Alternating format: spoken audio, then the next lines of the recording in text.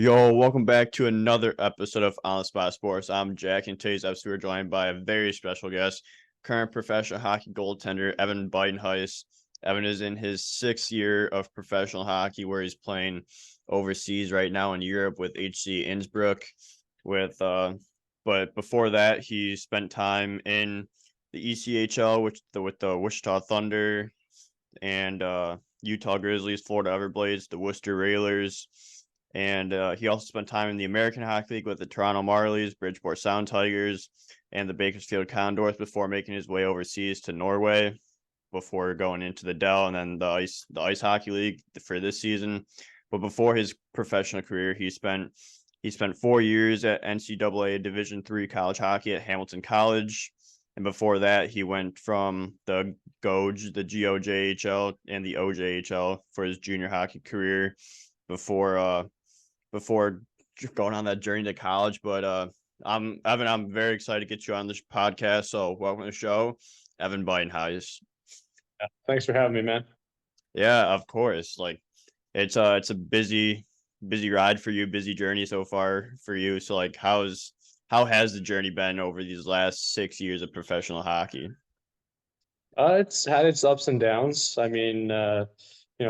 Haven't been fortunate enough to play on a lot of great teams in the ECHL or anything. So, there's some struggles there, grinding pretty hard. But I've been fortunate to be able to explore Europe a little bit the last couple seasons now at the end of the year, and this is my first full season in Europe here with Innsbruck. So, really happy to finally make the jump. But definitely it was it was time for me to make the jump, but I'm happy that I spent my time in the ECHL as well. Yeah, absolutely. And like no matter what league you're in, like it's always going to be a grind, and especially when you have to like battle a little bit harder because of like how your team plays, or like the team might not be the best, but like you're still out there grinding, having fun with the boys, and just trying to get better every single day. hmm Yeah, absolutely. I mean, I think there was one team I was on in the coast that was a really strong team, and that was the COVID year, Wichita Thunder. We had a small league, only 13 teams playing the whole year, and really condensed. All the good players were there, a lot of American League guys, and that was an incredible team we had there. But everyone else had an incredible team as well. So just another one of those crazy coast years. Yeah, that wasn't even like an ECHL league; it was like an American league at that point. Yeah, pretty much. Yeah.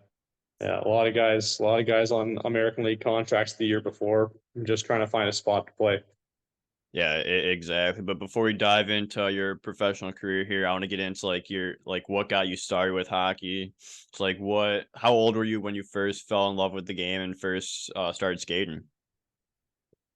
Uh, I mean, I think I've loved hockey my entire life. Grew up watching it obviously on TV a lot, Toronto Maple Leafs, and as soon as I was allowed to play, as soon as my parents let me play, I jumped in there. I have a brother that's 4 years older, so he was in there before me playing as well, and that kind of pushed me to want to play.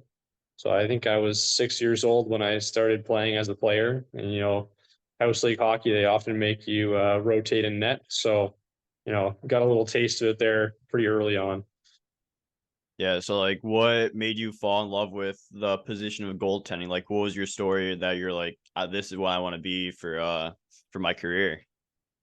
Yeah. I mean, like I said, everyone kind of rotates through in net in house league, at least where I'm from, and my first year I was in net the one time, and the second year I played house league again as a player, and we played in this little tournament, and we had I played the first game of the tournament, we won. I had a good game, I guess, and the coach just decided, we'll put Evan back in net for the next game and the next game, and I kept winning, and I decided I really loved that. I think when you do things and you do them well, it makes you feel good about them, right? So uh, it just had a good feeling about being a goalie, and I wanted to try out for rep hockey the next year as a goalie. And yeah, actually, kind of funny. I tried out my second year of hockey. I tried out for a rep team in Burlington as a skater, and I guess my parents just weren't quite ready for me to do all the travel and going all the other cities and everything, and the time and the money commitment for that. So they told me I didn't make the team, even though I did. and found that out a few years later. And then, after that, I got a taste of being a goalie, and now they had to, they started having to pay even more money for equipment. So kind of sucks for them. Yeah, you win some, you lose some, I guess. And yeah, like it's an expensive sport, but it's an expensive position, but it's the best position out there. And like I know we're both biased about it since we're both goalies, but I think other people can attest to it too, hopefully. Oh yeah. I mean, and it was, I'm sure my parents look back at it now and they laugh about it because, thinking about what could have been something different. But we were lucky to have, within the same minor hockey organization, I had teammates that had brothers that were goalies that were older than me, and, you know, getting to get some hand-me-down equipment from, basically older brothers was really helpful as well. And, kind of keeps the minor hockey thing a little bit more affordable for everybody if you can get some secondhand gear like that. Yeah, exactly. It's like what's your favorite type of equipment to customize? Like, you got the leg pads, and you've had some pretty sick setups throughout the years. Like what's been like your favorite setup to design? Oh, I mean, I'm pretty much in love right now with my I've got the retro brown leather ones. I got a set last year that was brown with some white Primo Brian's logos and the sliding surface and everything. Nice. I did the exact same setup this year, except I changed the white logos to red for Innsbruck here, but still the white sliding surface, still that nice retro brown pad. I love that, but in college, my last 2 years, I had kind of the old school Bryans with like the top was blue spikes and Yeah. the bottom half was the gold spikes. I think that was kind of a classic look as well. So those are my favorite.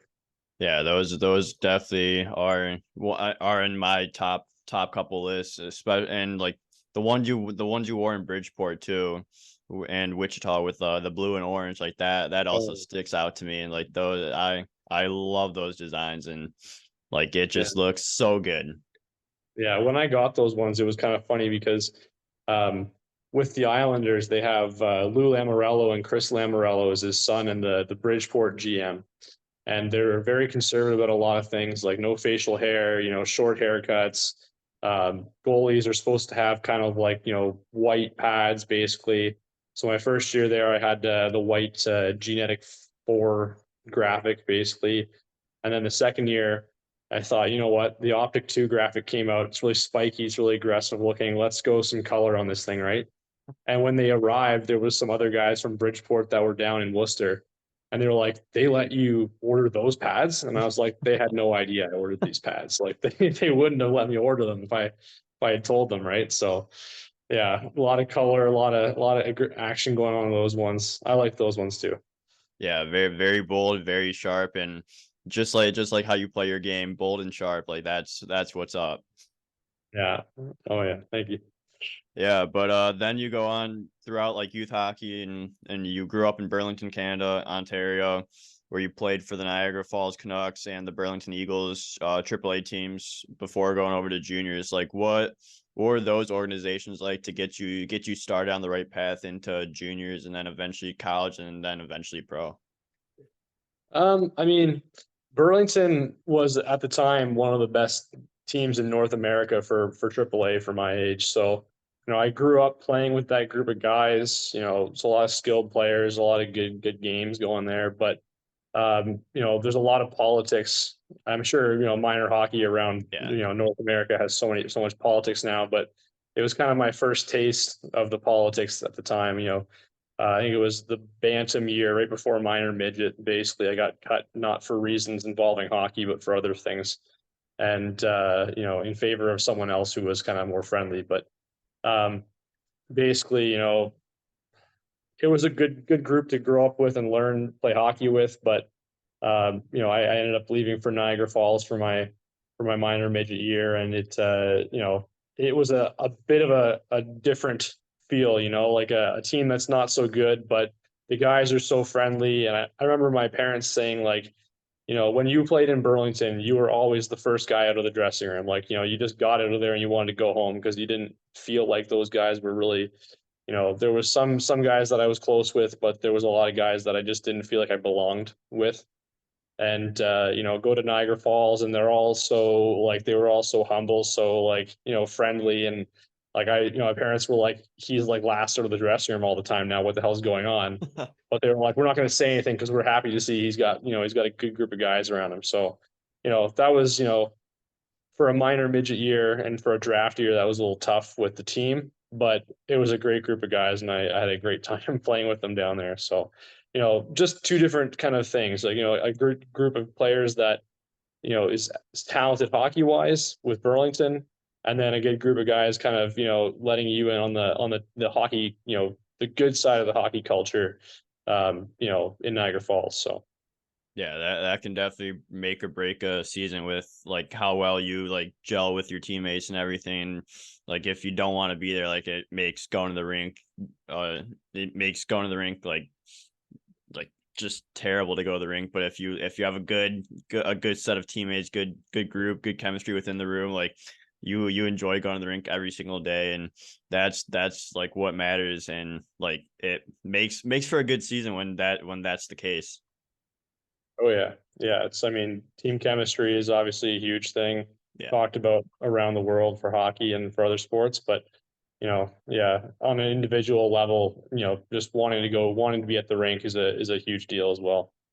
Yeah, absolutely. But then after your AAA years, you go into the NDJCHL with the Grimsby Peach Kings before going into the Gouge the next year. It's like, what was that first season of junior hockey like for you?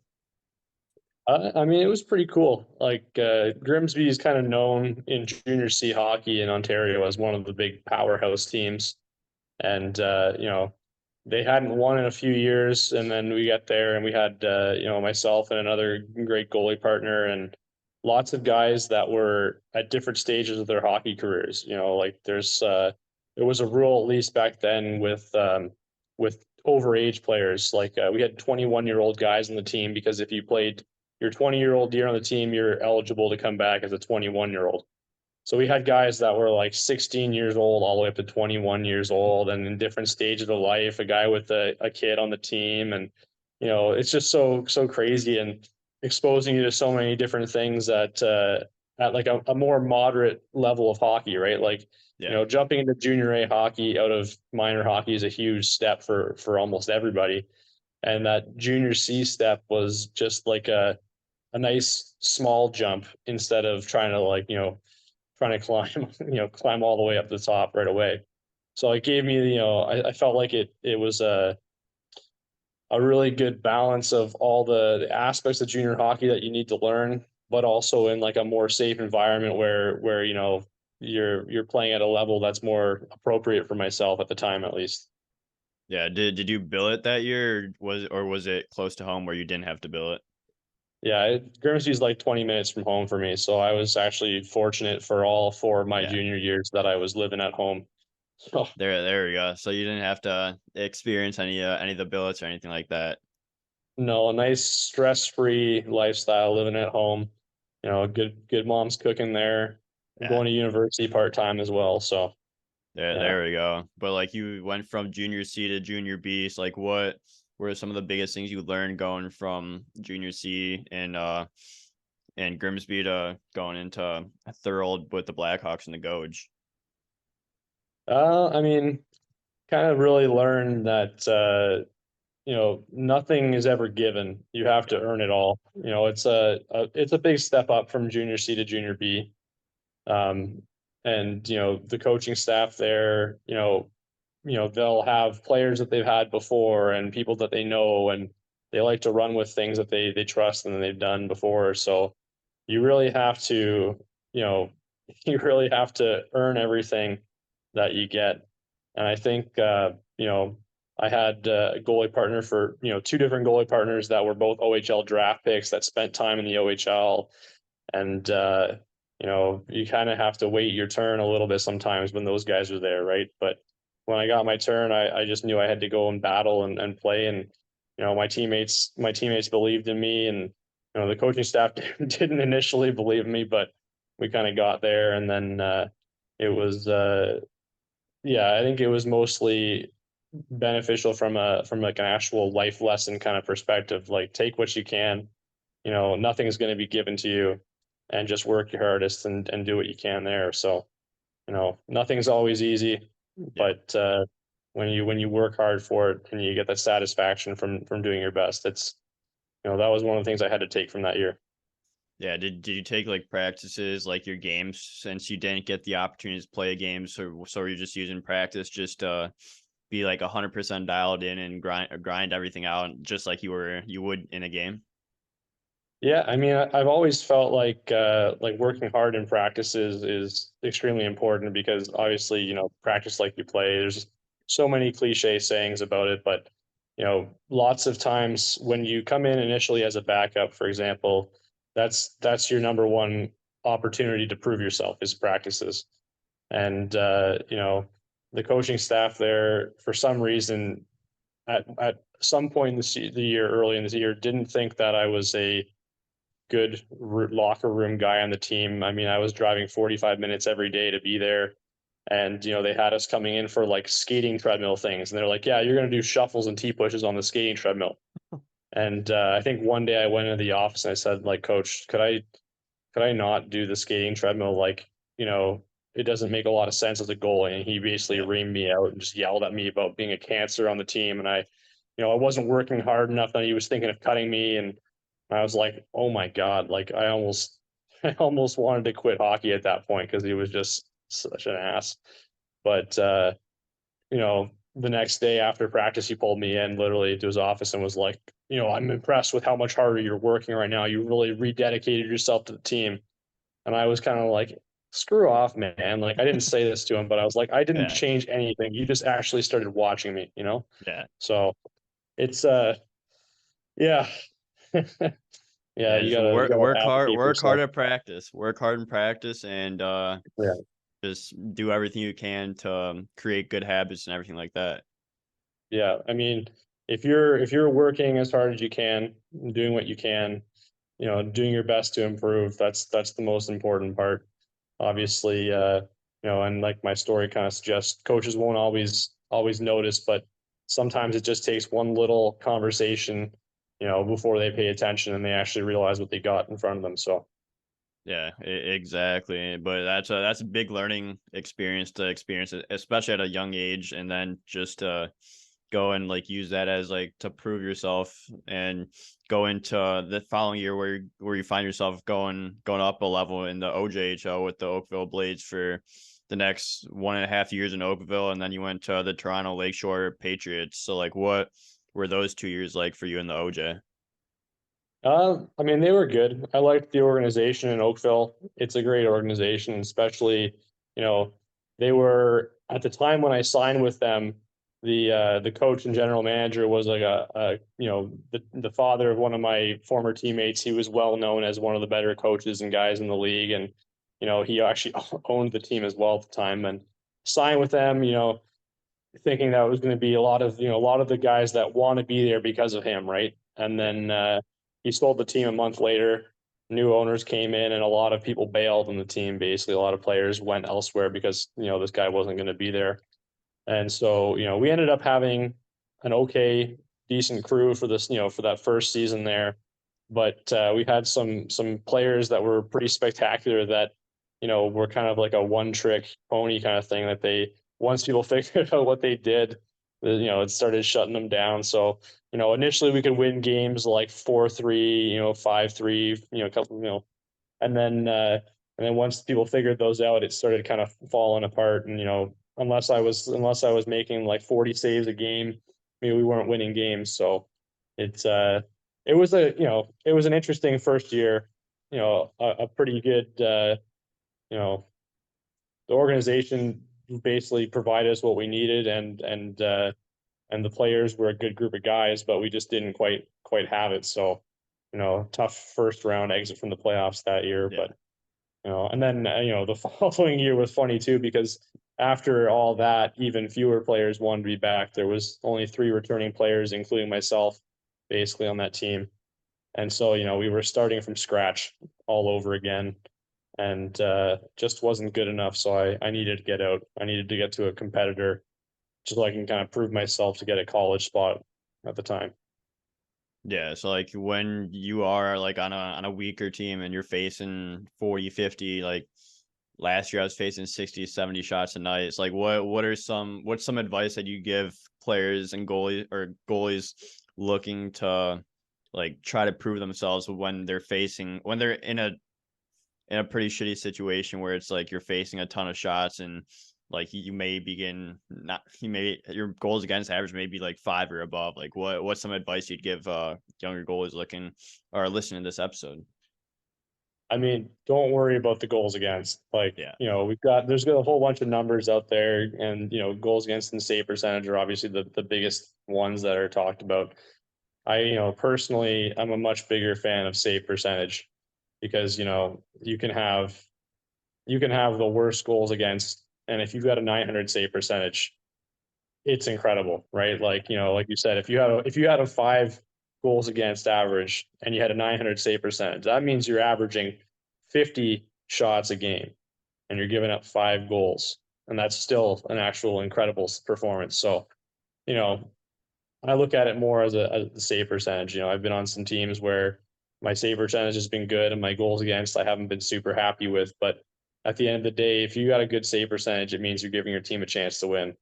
I had a goalie partner in Wichita who was a great goalie. Went over to Europe his first year, and he played in the Dell too. And his goals against, I remember checking up on him at one point. He actually left his contract in Germany to go to Slovakia, and I was like, wow, okay, that's a step up from the Dell 2 to Slovakia. And his goals against in Germany was 4.04, but his save percentage was also 0.904. So he was literally averaging over 40 shots against a game. And I was like, okay, good for you. Good for you, Winnie. And so that's just battling at that point. You get a lot of shots, get a lot of difficult chances. With a lot of shots comes obviously some great chances against. So Yeah. you're not going to stop all of them. And just making sure you're aware of that and giving your team a chance to win. Mentally, you gotta let it go, right? You just gotta let those ones go and just keep focusing on moving ahead. So, I mean, even this year, my team's in the Champions League right now, and we played against Munich, Red Bull Munich. I lost 9-2, but I felt like that was a great game for me still, which was kind of something I never thought I would say. Yeah. Yeah, it's definitely like I used to be a big numbers guy and I'd like goals, especially goals against, but like last year it really like helped me realize that it's not really about goals against average. Like it's more about the save percentage. Like if like you said, a 900 save percentage, like that's great. You may have a 5.5 goals against average, but you have a 900 save percentage. Like that's the thing to look at. Like that's a positive way to look at and move forward from that. And then just like you said, just battle and compete. Like that's all you can do in those situations. And if you do that, everything's gonna eventually find itself and work its way out. It's true. Like it won't stay the same forever. You're Yeah. either the team improves or you're on a different team at some point and things eventually turn around. They always turn around at some point. So, Yeah. when things are going really well, they turn around sometimes and they go bad. And when things are going really bad, they turn around and go well. So you just got to be patient and just stay with it. Yeah, exactly. That's what it's all about. But then after your junior hockey career comes to a close, you go on to play 4 years at Hamilton College in NCAA Division III. So like, what was that experience like? Like, how did you commit there? Like, were you looking at any other schools? Like, what made you commit to Hamilton? Yeah. So I mean, the 2 years I played junior A before going to college was really obviously the scouting period for me for NCAA schools. And I talked to a lot of D1 schools. I mean, I probably talked to a good 15 schools at least. And a lot of them were saying like, it's just not a good time for us financial, or scholarship wise right now. We don't have a lot to offer, and maybe you could come here and get some academic scholarships, and we'll give you athletic scholarships later. And everyone was talking a lot, and no one was really promising a lot. So Yeah. I was kind of just, you know, I didn't want to jump at something that they weren't wholeheartedly coming for me as well, so I had some schools that that really wanted me, that just couldn't make things work at the time. I was almost offered by Harvard at the time, and then they had a goalie who was caught in a NCAA or exam cheating scandal. Oh, And I guess his parents hired some lawyers to go after the NCAA, and he got his eligibility back, so that took away my spot. But I had another chance, Colorado College, but it was kind of really late in my junior A career. So it was so late that they didn't have any financial aid based scholarships available, and it was a new coach coming in, so he didn't have any actual athletic scholarships left either. So I wasn't really willing to pay $60,000 for yeah. the first year with no Makes promises after. sense. Yeah, yeah, it's a lot. So, I was always through the whole process, I was always keeping some D3 schools in my back pocket. I had about four D3 schools I was interested in. And I went on some tours and saw the schools, and I ended up I was looking at in the end I was looking at Hamilton, Hobart, and Plattsburgh were the ones I was more seriously considering. But you know, I liked both Hobart and Hamilton.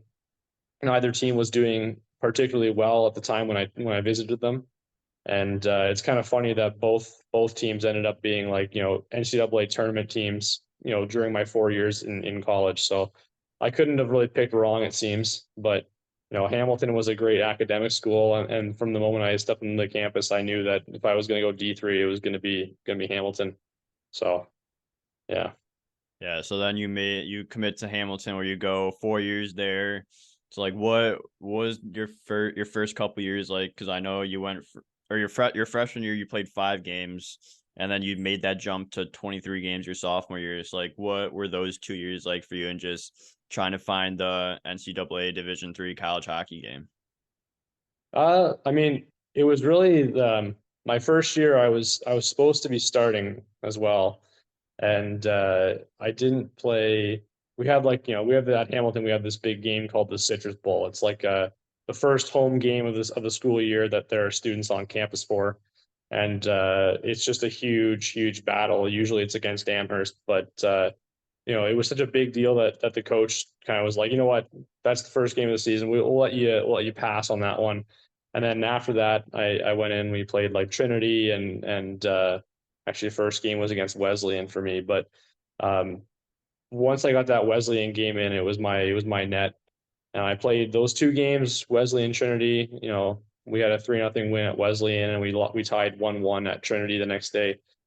And the following weekend, we actually played against Utica at the Utica Memorial Odd, Oh, that's a and sick place. it's a sick barn, yeah. But in the second period, I got elbowed really badly in the head, lost my helmet, and hit both the crossbar and the post with my head. Ouch. And I was basically out for the remainder of the season for that. So that kind of messed up my freshman year. But basically after that, sophomore year, junior year, senior year, it was my net really. So Yeah, how were you able to recover from like that injury that kept you out for like that whole year basically besides those 5 games? And then did you like lose any confidence throughout that time, or did you just come in right at the start of the season where you're right on your game? no, I felt like I was just ready to go. I didn't feel like I lost any confidence or anything.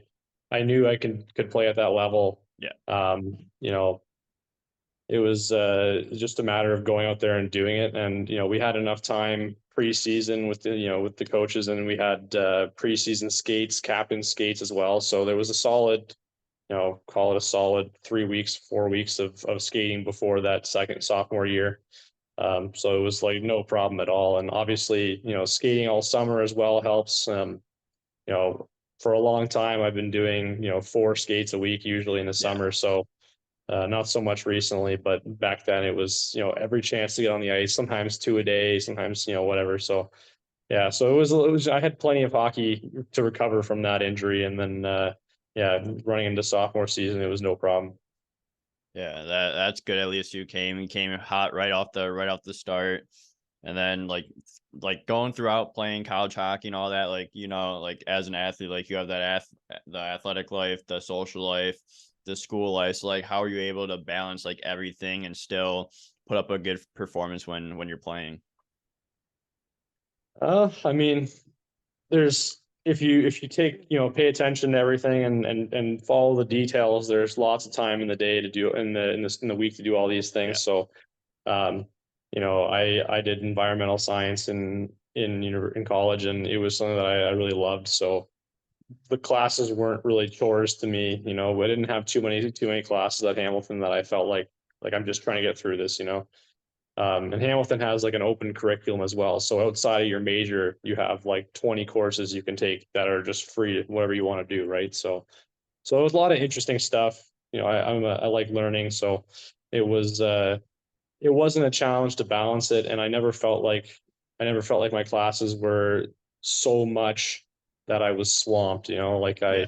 I felt like you go to the rink, you're there for a few hours, you're out, you do your schoolwork, you enjoy some time with friends, and then weekends after the games, if you're lucky enough to play Friday, Saturday night, you can go out, you get your partying then, and then you know the rest of it, being a degenerate, most of that happens before or after the season. So Yeah. you get to have your party time before and after, and in the season, it's basically just balancing the school and hockey. So Yeah, and like that's a good balance to have, and that you didn't struggle with that or anything. It was right where you needed it to be. But then you had your final 2 years after your sophomore year, junior and senior year.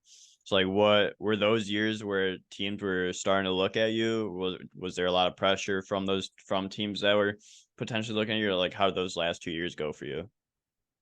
I mean, they were good. My junior year was by far our team's best year in the 4 years I was there. Um, we went finished the top five in the nation. I mean, ranking wise, and then we ended up losing in the Elite Eight in the NCAA tournament. But there was never any real talk about after college what was happening with pro or anything at that point. So it was literally just focused on the team and everything, and um, basically did nothing really happen even until late in my senior year. Basically, I was talking to my friend, and his brother played professionally, and I was kind of talking to him to see like what's going to happen when I finish college, because he'd been through the same things before. Yeah. And yeah, he's like, you're going to try to get on an ECHL team, you're going to try to do whatever you can there. And then basically I think it was like actually my coach in college, he knew the goalie consultant for the Toronto Maple Leafs, Brian Decord. He runs a goalie school, I guess. Yeah, Stop It Yeah. Goaltending, right? Stop at Yeah. goaltending, yeah. So I guess my coach knew him or knew of him, or they'd met somewhere, and said, "Hey, I got this goalie you might be interested in." And Brian Decord said, like, "How tall is he? Like, I need to know for real." And my coach was like, "Oh, he's 6'2". And I was like, he's like, "You are 6'2", right?" And I was like, "Well, I'm 6'1", but we'll say he's 6'2". And he goes like, "Because they're gonna measure you and they're gonna check you, right?" So I guess that was back in the Mike Babcock days for the Leafs. And Mike Babcock met Brian Decord for the first time and said, "Hi, I'm Mike Babcock, 6'3" and above." I mean, he only wanted goalies that were 6'3" or bigger, right? Yeah. And I guess Brian talked him down to 6'2".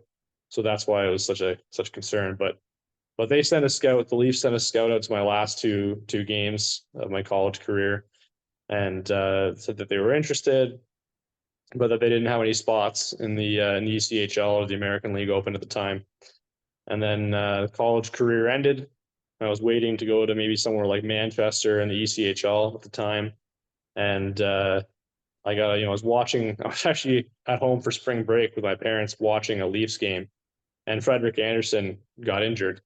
And I jokingly said to my parents, like, "Wouldn't it be funny if they called me now, right? If Freddie's injured." So, and then half an hour later, I got a phone call. "Hey, can you be at the Ricoh Coliseum in Toronto tomorrow morning at 9 a.m.?" I was like, "Shit, yeah, I guess I can do that." I So guess yeah, so. so that's basically that. It was like the couple games getting scouted at the end of the senior year, couple talks, and then all of a sudden, bam, we need you with the Marlies right now, and you're going to back up a couple games and then just stay here and be a practice squad goalie for a while. Yeah, so like that's crazy, especially when they're like 6'3" and above. Dak talks them down to 6'2", and then you're in the Rico Coliseum a couple days later. Where so like what do you learn from an experience like that when you're getting thrown into the fire of things at an AHL level, and you just got to sit back and soak everything in as a backup? I mean, it was really just eye-opening the level of those players, right? Like Yeah, I remember in practice the one day, they were working on power play and I was in the net and a guy shot a puck through some guy's legs and I was looking around the screen on one side and it didn't even occur to me that he could shoot it through that guy's legs, right? Like there wasn't a spot, but he found the yeah. spot and like went bar down on me and I was like, oh, okay, I guess I have to like pay attention to literally everywhere the puck could possibly come from at this point, you know. But yeah, it was just this is a huge skill step, charter shots and everything, and watching how so many of those guys behave professionally. And a lot of people these days do a lot of the things that it takes to Yeah. be a pro and all those things. But there's a lot of older guys in the American League that have been doing it for years and years and years, and they've got all these little habits and tricks and stuff that they do that keep them there. So you kind of see all that stuff and you kind of pick up on some of those things. And I remember the goalie that was there when I arrived was Calvin Pickard, and actually, he's been around, he's been there, he's done everything at this point, Yeah. right? And just the it's such a it's kind of cool to learn from guys like that. And then Garrett Sparks was there as well, and you see all these things from them. And I mean, Calvin Pickard is he's been at that level for so long. He's had all the opportunities to be there. And I remember like he literally pulled out a box of new gloves at the morning skate, and they're like, "Oh yeah, like we couldn't get your Leafs colored gloves in time, but Vaughn had a pair of your old like whatever colored ones from somewhere before. They're brand new. Here we'll put some pad skins on them or something for you." And he goes, "Oh no, it's okay. I'll just wear them tonight in the game." Like brand new gloves straight out of the box. Doesn't even try to break it in, just wore it in a game. And I was like, Jesus Christ! This Like dude's crazy. these guys are so good that they don't even need their gear broken in anymore. What the hell, I find that crazy how that he could just out of the box pretty much just go in, just use it in a game without actually breaking in. Because so many of us will be like, no, I have to wear it a couple practices just to break it in. But this guy literally just was like, yeah, I'll go use it in a game and it'll be completely fine. Like that's crazy to me. But good for him though. Yeah, I mean, I guess when you're so used to new equipment, right? It's just becomes second nature. Like, I think he was talking to the Vaughn rep while I was there as well, and he was like, "Yeah, I'm going to see if the team will buy another set of pads." And then like when one of the equipment managers there is like, "Dude, you've already had 3 sets of leg pads and like 10 gloves this year. Like, we're not. Why do we need to buy another set?" He's like, "The playoffs are coming up." Like, okay, like, all right, man. Three sets. That's wild. But like probably gets a lot of use out of it. So it makes sense why he wants three, but the team's probably like, why do you need another set of pads? Like you've already had so much already. Yeah, if there's one organization that can afford it though, it's Toronto. So I'm sure they Yeah. weren't thinking about it from a budget standpoint, more of like a holy crap, this is a hassle for us. Yeah. Oh yeah, for absolutely. But after your experience in Toronto with the Marlies, like you went on the following year where you played a big part with the Worcester Railers in the ECHL, where you played 28 games, going 2.37 goals against average, 928 save percentage. So what was like that first official professional hockey season like for you in Worcester? It was good. I mean, I liked the group of guys we had there. I had a really good goalie partner, Mitch Gillum, and we had some good chemistry. And it was I think Mitch took the majority of the very difficult teams, but I had my share of tough games as well. And it was good. It's Worcester is a city that gets kind of railed on, beat up a little bit, but at that point Worcester was turning around already. That there'd been a lot of effort put in there. The city had some great spots, and we had incredible apartments. Like a 3-minute walk from the practice rink. 8-minute walk to the game rink there, bars right down the street. Like it was an incredible spot, just a fun place to be. And the team was actually only in its second year back from it took a break from the American League, took a couple of years off, came back on the coast. So the new owners there were throwing money at the team to have us do well. And it was just a great spot to really spend the first year because we didn't whatever we really needed, the team was giving to us, and we had a great place to live. So it's just I enjoyed almost all aspects of that first year in Worcester, but we weren't the best team, but we had some good times and everything there. Yeah, it's still a great year with like how everything panned out and everything with like how the organization treated you guys and everything, and then going like you have the practice ring close by, the game ring close by, and then you have the bars down the street. So like that's pretty much everything that you need throughout the week. So like that's a good spot to be living. Yeah, I mean, we had guys on the team, older guys that were like, I guess we weren't really playing super well at one point, and our coach and general manager was like, "Look, guys, like we're giving you everything. This is on you guys. You guys got to perform." Some of the older guys were like, stood up in the meeting. They're like, "Guys, there will never be a spot in the ECHL. You will be handed as much as you are here. Like, we had BioSteel protein and pre-workout and everything provided to us. We had snacks and like Cliff Bars and all kinds of stuff at the rink, like good quality stuff, a good gym, great locker room, great rink, and great apartments. And literally just these guys were like, you will never experience this anywhere else. And it's pretty much true on almost every team I played at since then. And the coast didn't quite meet that standard. I mean, Utah was pretty good. Florida would have been really good if they actually kind of valued me better. But yeah, it's Worcester was one of the best for sure. Yeah, that's good. That's a good learning experience to have, especially like throughout times where it's like coaches, everyone's giving you everything you need. You guys need to succeed, but obviously it's not showing on the score sheet and anything like that. So like it's good like learning curve to experience, especially throughout that first year, just to learn from it and then go into the next years where it's like coaches are gonna give it everything they have.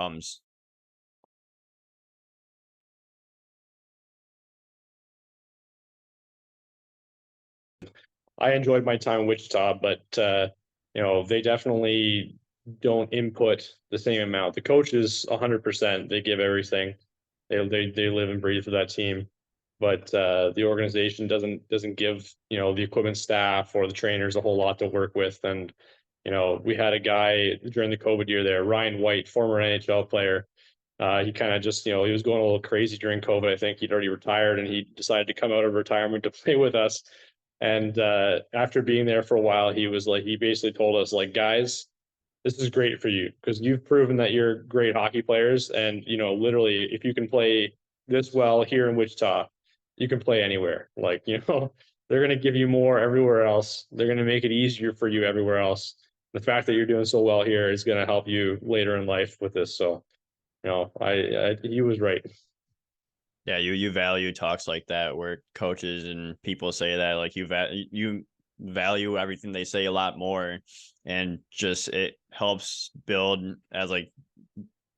you stronger as a person and as a team.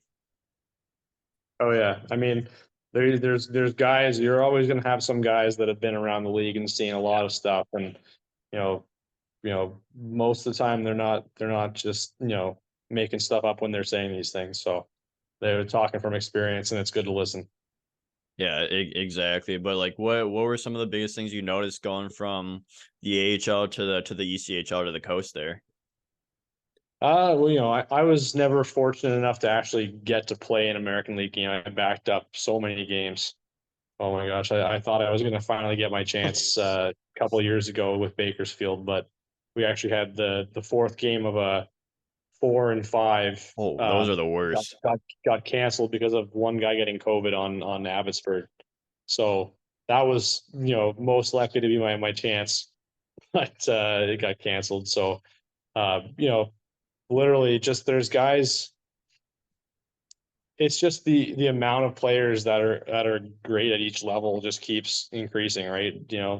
When you play junior hockey, I had a coach tell me, when you play junior C, there'll be like one or two guys on each team that can score when they want. And when you go to junior B, there'll be three or four. And then junior A, there'll be, five or six.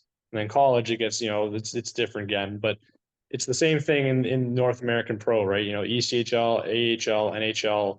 Obviously, the NHL is hard to even describe because of Yeah. how incredible those guys are. But you go from, if you compare an American League team to an ECHL team in general will have, maybe five really skilled players that can score when they, generally when they want to. And, you give them a great opportunity, they're going to score more often than not. But you compare those same players to the American League players, and those players are now at the American League level, like guys who are really struggling to find any kind of group traction. And the American League players are just such a step up. The guys who actually get consistent ice time. It's really eye opening, and it's not just a matter of skill; it's skill and size. And there's so many big talented players up there, and it's just it's hard to compare. The same way it's hard to compare the NHL to anything else. It's hard to compare the American League to the ECHL. Yeah, absolutely. And like just as you go up the levels, like there's gonna be, like you said, more and more guys are gonna be able to score. Doesn't matter what line they are, like they're gonna be able to score and produce if you give them that little bit of space to do something. Like that's when it all comes down to like the small details and literally finding every single small tune detail to help to have you not get scored on when you do go up these levels.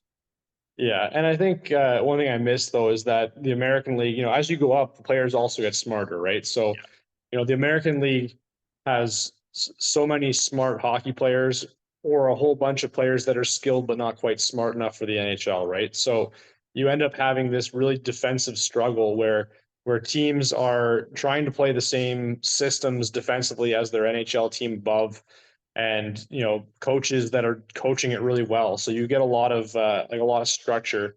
Yeah. And I remember in Bakersfield a couple of years ago, Stuart Skinner, was the goalie there, and he got scored on a 3-on-2, and he was like just yelling in the dressing room after that period, like, how can we give up like a 3-on-2?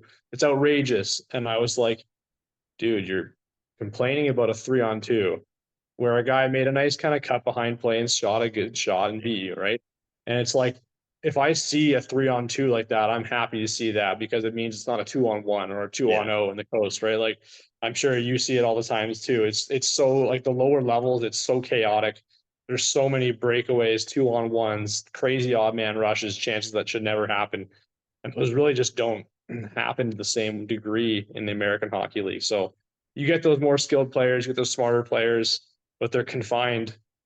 Generally they're confined to like a more structured game plan, so they don't get the same crazy chances. But when they do, that's really when all hell breaks loose. Yeah, exactly. And like it's like all those broken plays that end up happening in the lower levels where, like you said, 2-on-1s, breakaways, 2-on-2, or 2-on-0s. So I'd be thankful to be facing a 3-on-2 compared to any of those other situations. Oh yeah, yeah.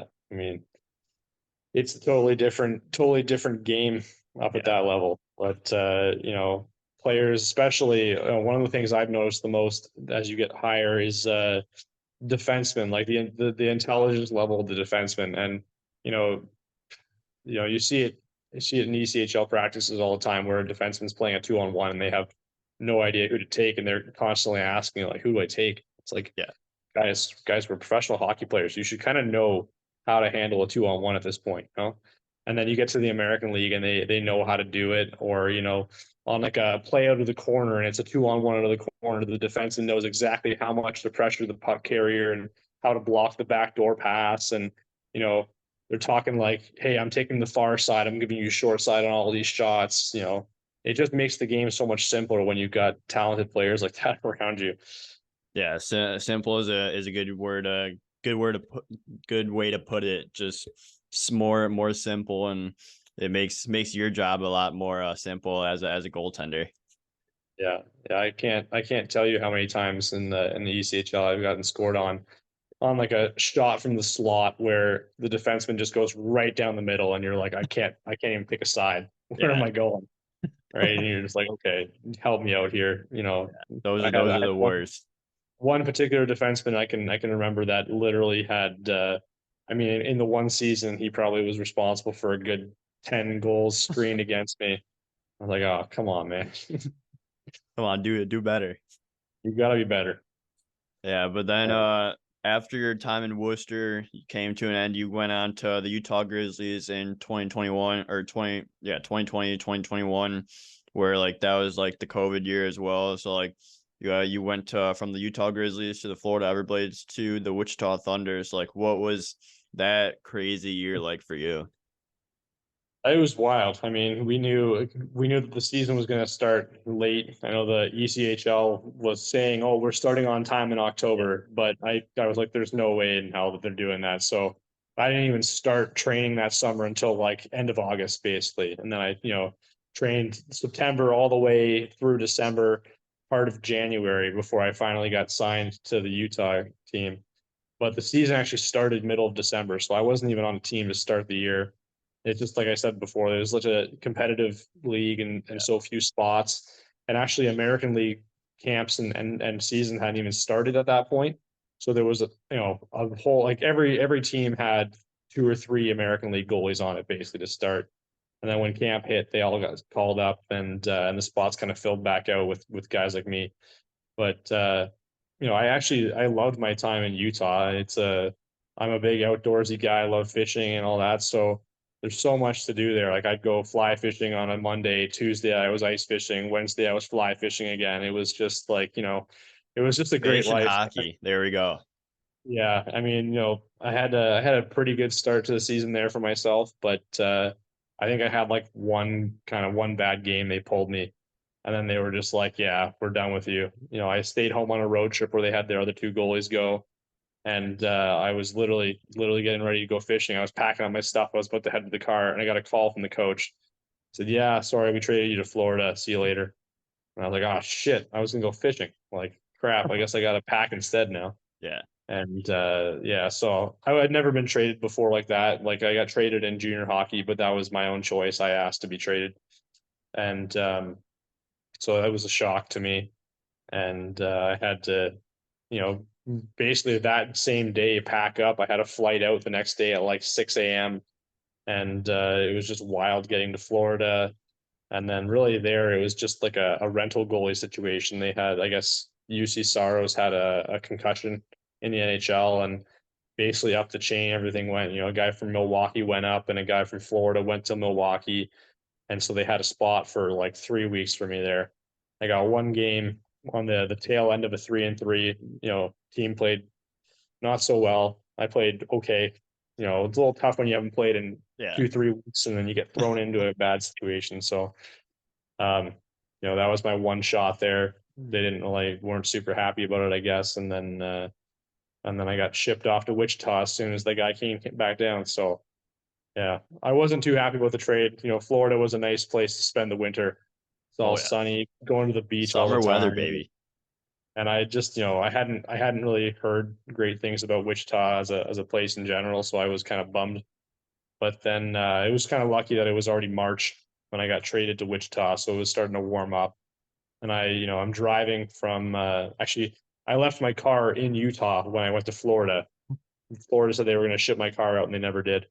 So I Ouch. had to fly back to Utah, drive the 16 hours from Utah to Wichita, and then as I'm pulling into Wichita, my car has the temperature in it, and it's saying like, oh, like it's 22 degrees Celsius out here. Like, what the hell is going on here? It's already summer here, and I guess it's like 70 something, right? So Yeah, I think so. it's it was just like I was like, wow, okay, maybe it doesn't suck so bad here. Like I thought it was going to be cold and just windy and dry and everything, and it was warm and windy and dry, so it was a bit better.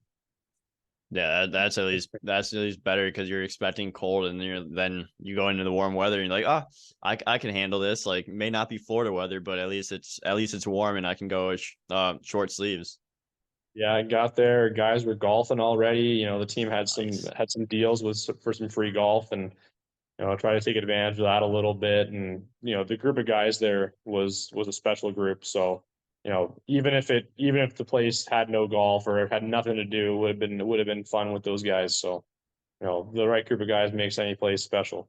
Yep, exactly. And like that was a good year for you as well. You won the ECHL best goals against average with a 2.29, ECHL best save percentage with a 0.931, and ECHL second All-Star team nominations. Like what was going right for you when you did finally get settled in Wichita and you were able to play your game? I mean, it was just, I think coaches that were just confident in the way I could play. They just were like, we're throwing you in there. You're our guy. We need you. Go play your game. And it was, it just clicked for me.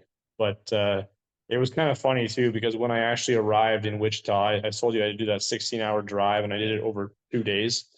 And, I got to Wichita at like 4 in the afternoon.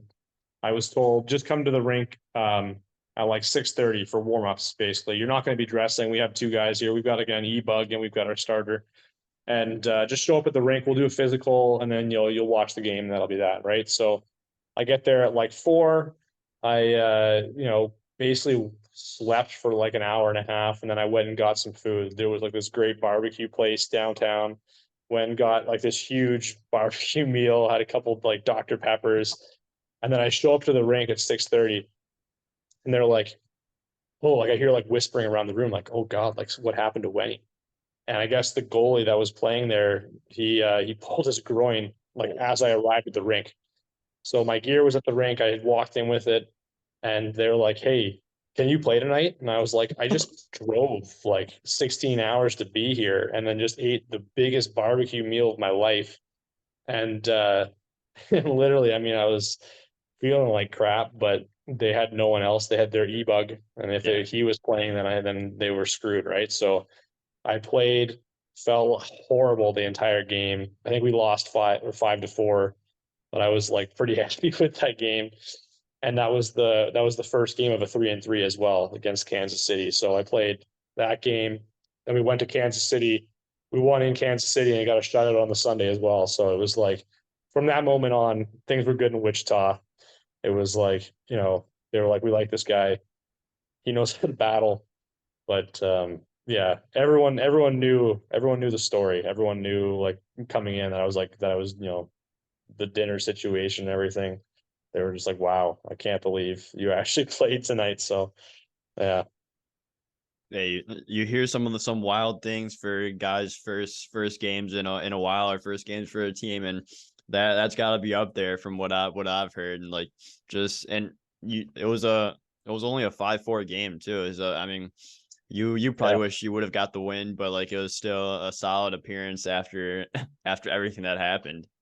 Yeah. I mean, literally it was I remember thinking too, like, none of these were like straight shot goals. I wasn't like getting beat like that. It was like Yeah. rebound goals and stuff like that. I'm like, you know what? I'm making the first saves. We're okay.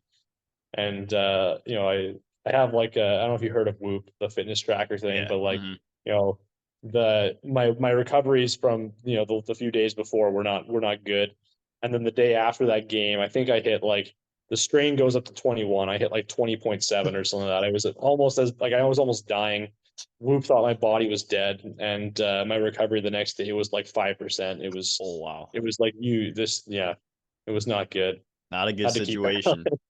No, the cards were stacked against me on that one. So But you pushed through, you battled, you competed, and then you got a shutout the next night. So that's a win in my book.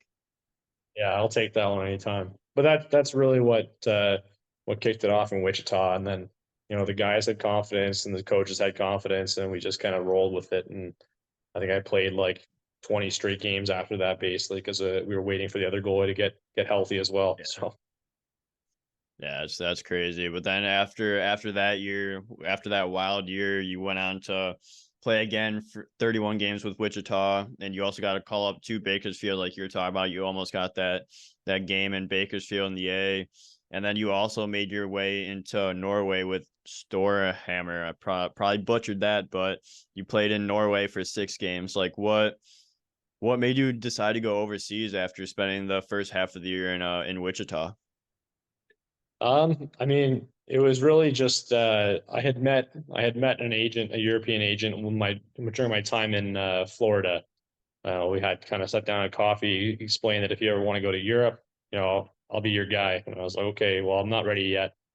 But he had my phone number, and he texted me a couple of times during the season that year in Wichita and was like, hey, got a team in, Slovak that wants you to come over. Can you come? And I was like, no, sorry. And he texted me again. I said no. And then finally, I think it was end of January, he was like, okay, I have an offer that you'd be an absolute idiot to turn down. So like, hear me out. And I was like, okay, I'll listen to you. And he's like, yeah, his team in Norway wants to give you like a full season salary to come over for like the last, they had 10 games left in the regular season and playoffs. And they were sitting in seventh spot or something like that. The top eight make the playoffs there. But they're like, they've been hit with COVID and all kinds of stuff. They're actually a way better team than seventh place, but they're ready to make a run in the playoffs. Like, okay, I'll come over for that. So yeah, it was 6 games in the regular season, and then we had, 3 rounds in the playoffs. We lost in the finals, but yeah, it was just like you know, one of those offers, they make you an offer you can't refuse, and also one of the, it's one of the best organizations in all of Norway. So it was a pretty easy decision to go for that. Yeah, third time's a charm to get you over to Europe. And you so like what was like the culture shock going from North America over in Wichita to going over to Storehammer? I think, to be honest, one of the biggest changes for me from North America to Europe straight up is just literally like groceries. And, we have enormous grocery stores back home in North America. You can get food for a week and you're set, and then you kind of go once a week. But, Norway was a little bit more similar to that than Germany and Austria here. But like, you're going grocery shopping, every 2, 3 days, picking up a small amount of things coming home, little bit of change like that. But for the most part, Norway was kind of like just like a weird variation of Canada to me. Like it felt very home. And I didn't really have any shock or anything like that. Everyone spoke English so well, and everyone was friendly, and just it was just like great organization. You know, they just took care of everything we needed to do. So there really wasn't a whole lot to be too shocked about. Yeah, that's at least good that it was somewhat of a like a good transition for you, and like you felt at home from where you're at in Canada, and like it felt like a similar feel. So like, but like obviously on the hockey side, like things are different over in Europe compared to North America. So like, what was the atmosphere like in Europe? Like you hear about the soccer atmosphere and like all the chants and everything. So like, what was your experience with that? That was okay. That's a good point. That was a big shock to me, to be honest. I mean, like, some teams in the ECHL get good crowds. Yeah. Worcester was pretty decent, and I guess Wichita had decent crowds, but it kind of looked empty because the rink is so big. But you know, Storhamar is in a little town in Norway called Hammer, which is 30,000 people, but the arena holds 7,000. And basically, as soon as the playoffs hit, the rink was sold out like every single game. Wow. So you got like 7,000 people from this town, following you, and they've got like crazy fan sections, and they got all their chants, and it's kind of like, at home it's cool because it's good atmosphere. At your home games it's a cool atmosphere and everything, and it feels the same on the road. But for Norwegian players, for example, they understand what the fans are chanting, right? But like I have no clue what's going on back there. So at home, I'm assuming it's usually good things, or they're making fun of the visiting team, right? But then, someone asked me like, "Oh, like, does the fans on the road, like, do they get to you?" And I was like, "I have no idea what they're saying, so they can't possibly get to me, right?" Like, the only thing is that there's the noise, right? Like, Yeah. we had this game against one of the teams in the league called Sparta, and that was the first time I experienced like the drums in the arena, and their fan section was right behind the visiting team net, and they were just pounding the drums. And when they got some zone time, the drums just went louder and louder and faster and faster. And I remember like literally feeling like my heart started beating faster because of it, because the drums were just getting my body going. Yeah. And I was like, okay, I have to breathe and like calm down and settle the body down a little bit. Like it's mentally, it's not getting to me, but my body is racing a little bit right now, you know? And so I have to like, okay, all right, we're good. We're like, we're fine. But yeah, the fans here are absolutely nuts. And they're so passionate and dedicated. It's crazy. You know, games get loud in North America when you score goals and when big Yeah. hits happen and stuff, but games are so loud here sometimes you can't even just talk to your D, you know, when they're going to grab a puck. Like they can't hear what you're saying. I can't hear what they're saying when they're calling for puck handling plays. It's wild. Yeah, that's crazy, but it's a great atmosphere to like be in, especially if you're the winning you're winning and you're the home team. Like you're gonna definitely get like a boost of energy from that crowd, and like even like probably away games, since you didn't know what they're chanting, like you're probably getting some adrenaline and everything from that as well. So it's helping you. Obviously, you want to slow the heart down a little bit, but like it's obviously helping you a little bit too. Yeah, I mean, I mentioned that 9-2 loss against Munich earlier, and like those fans were, you know, well, once they got up 8, 9 goals, they were like, the fans were like out for blood, like they wanted to see 10. So like, you know, there was a couple of close calls after the ninth goal where they were just louder than I've ever heard fans before, and I was like, holy crap! Like, I got to do everything in my power here to keep them from scoring double digits right now. This is wild. So. Yeah, absolutely. But then last season you spent time with Wichita again before going over to the Dell with Adler Mannheim. So like what was going to the Dell like? And I know you didn't get any games in the Dell, but like what was it like to be in Germany playing in the Dell? I mean, it was basically just like being back in the American League, but like, you know, Mannheim is an incredible organization. You know, they provide players literally everything they need and every opportunity. And you know, the fans are incredibly passionate, and there are certainly some fans who maybe take it a little too far on Yeah. the negative side. But um, it was a cool opportunity to be part of that organization for a little while. It was you know, the team was good. We had a decent playoff performance, and you know, I would have loved to have gotten a game. There was a lot of the players and the goalie coach that were like, I'm really sorry that you came all this way and you didn't even get to play one game. You know, like the playoffs were locked up at a certain point and a Yeah. certain, you know, position was locked up, and I think they were more focused on getting their goalie at the time kind of rolling for the playoffs, because he really, when I showed up, he wasn't playing very well. They had actually a starter that got injured the day I arrived, and I was kind of supposed to be the insurance third goalie. Yeah. So I was the backup after that. But you know, their original backup was struggling for a while when I showed up.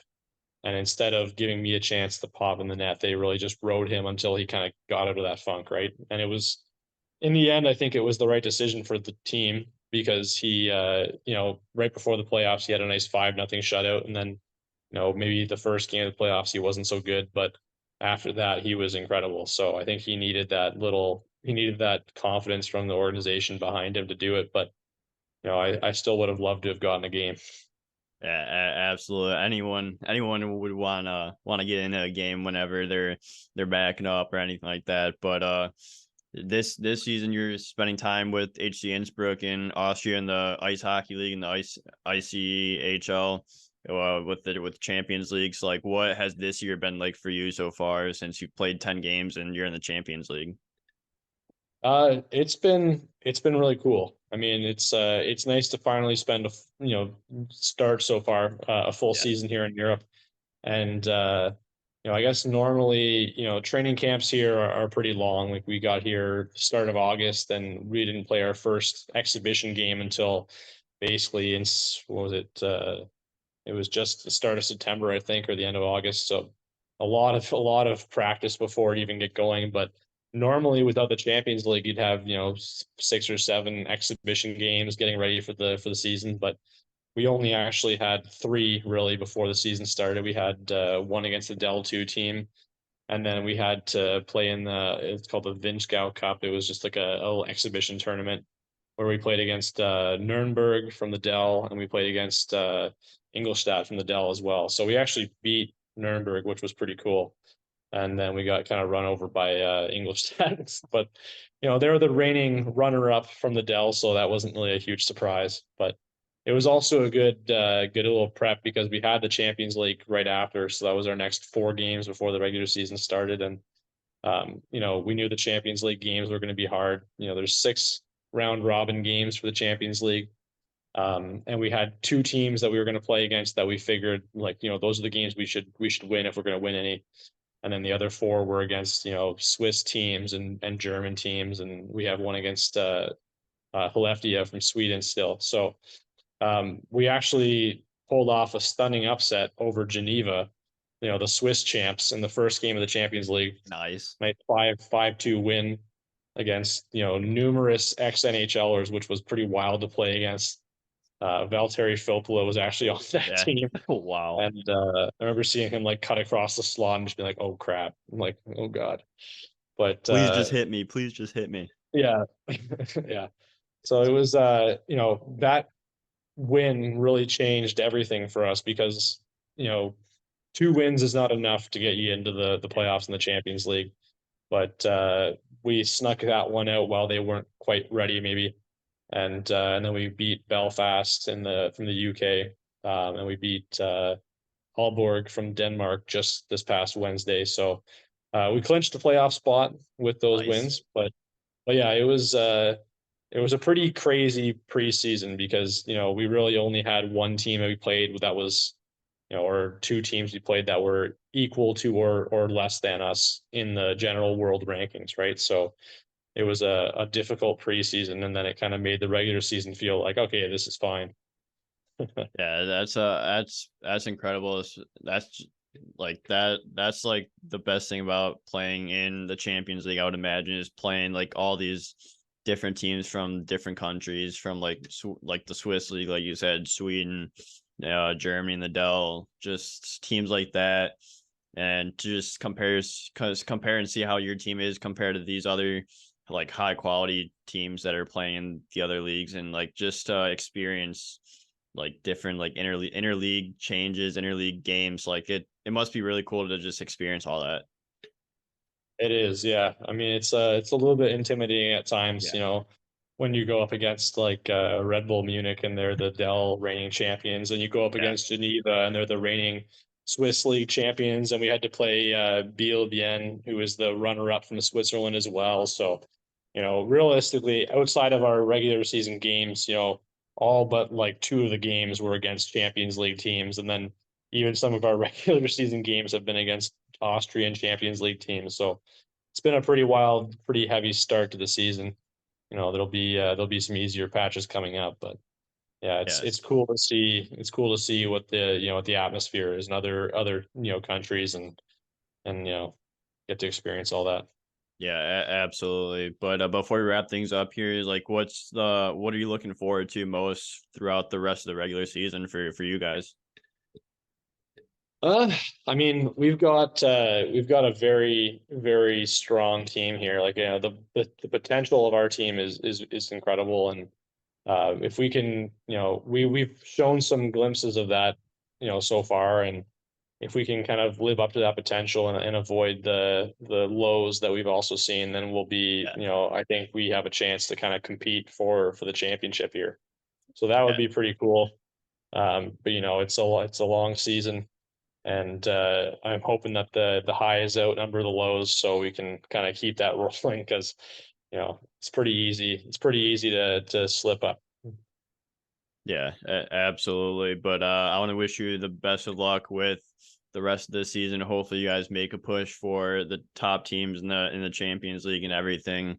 And I want to thank you for being willing to come on the show, come on the podcast, and share your story. And I want to wish you the best of luck with everything else going forward. And just want to say thanks for coming on. Yeah, no problem. Thank you for having me. Yeah, of course.